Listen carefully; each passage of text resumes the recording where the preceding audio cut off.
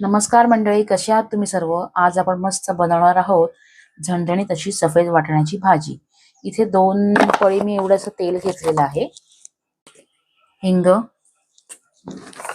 राई, जिरं, आपला कढीपत्ता आणि एक मीडियम साईजचा कांदा. कांदा थोडा लाल होऊन द्यायचा आहे.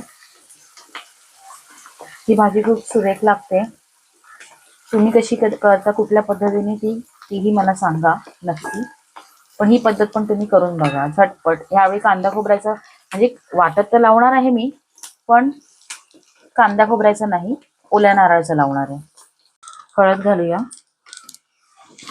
आपला थोडासा नरम झाला, आपला हलका असा ब्राउनिश झालाय. आलं लसूण टाकते 1 चम्मच. घरी केलेली पेस्ट आहे आलं लसणाची, आपल्या बारीक तो टाकूया. मसाला लावूया हा ओल्या खोबऱ्याचा. मसाला चांगला आपण तेलावरती म्हणजे आपल्या ह्याच्यावर चांगला परतून घ्यायचा आहे, बाजूने तेल सुटेल. हे बघा तेल सुटलेलं आहे आपल्या मसाल्याला. मी आता मालवणी मसाला टाकते, माझा घरचा, आम्ही घरीच बनवतो, 2 चम्मच. वाटाण्याची उसळ म्हटली की थोडी तिखटच पाहिजे, जरा चव येते झणझणीत अशी. मी ग्रेव्ही सारख्या पदार्थांना मी जाडं मीठ वापरते. बघा काय खमंग झालाय भाजून चांगला.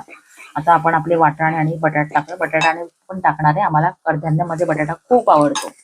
आता इथे बघा मस्त आपले असे वाटाणे शिजलेत. हे बघा 4 शिट्यांमध्ये कुकरला मी लावून घेतलेत.